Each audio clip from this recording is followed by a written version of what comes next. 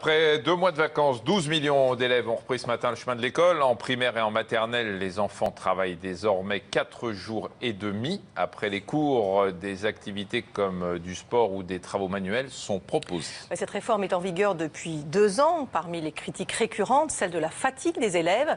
Ces nouveaux rythmes ont-ils un impact sur la santé de nos enfants? Nous nous sommes rendus en juin dernier dans une école primaire d'Arras, dans le Nord. Un reportage signé Ludivine Favrel, Farid Mahmoudi et Isabelle Gastebois. Allez-y. Allez, tout le monde s'installe. Asseyez-vous.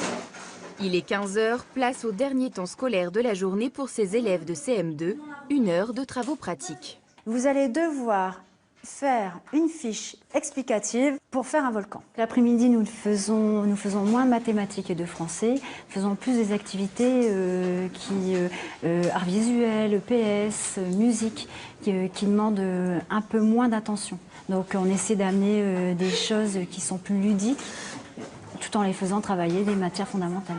Des enfants davantage concentrés en première partie de journée. C'est pourquoi la réforme impose à toutes les écoles de France un socle de 5 matinées travaillées chaque semaine. Ici, les enfants ont donc fait une croix sur leur mercredi chômé. Pas de quoi en réjouir certains.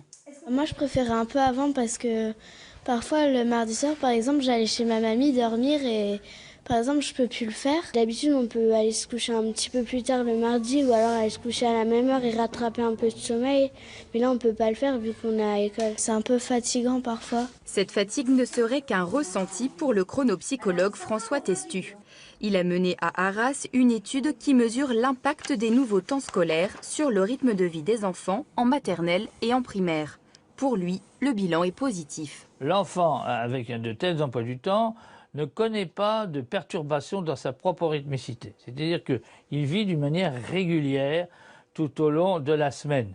Il se lève à la même heure, il se couche à la même heure. Il n'y a pas de processus de rupture au cours de la semaine. Il n'y a pas de désynchronisation qui est source de fatigue. Allez, hop, je passe le relais.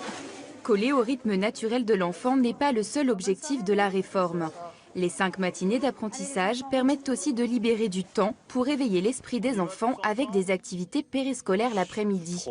Au programme, arts plastiques, sport, mais aussi musique. À Arras, ces activités non obligatoires et financées par la mairie ont lieu tous les jours de 16 h à 16 h 45, sauf le mercredi. J'aime bien parce qu'on reste plus longtemps avec les amis et on s'amuse avec les encadrants des activités périscolaires et je trouve ça chouette. Ré, do et si. Tu finis par le si. Je pense que ça apporte aux enfants qui ne peuvent pas forcément avoir des activités extrascolaires en dehors d'ici, en dehors de l'établissement. Je pense que ça peut épanouir vraiment certains enfants. 1, 2, 3. L'épanouissement des enfants, un point essentiel, également mis en avant dans le travail de François Testu. Les enfants qui participent aux activités complémentaires ont une estime d'eux-mêmes plus élevée. Or, ce qui dit estime d'eux-mêmes plus élevée dit motivation, et qui dit motivation dit performance plus élevée et attention plus élevée.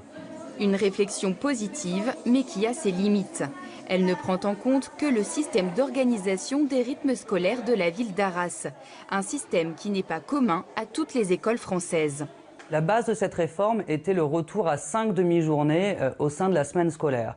Au-delà de ça, il y a une grande diversité de l'application de la réforme en fonction de différents critères. D'abord que nous soyons en zone urbaine ou rurale, en fonction des moyens financiers, bien évidemment, des communes et des locaux disponibles.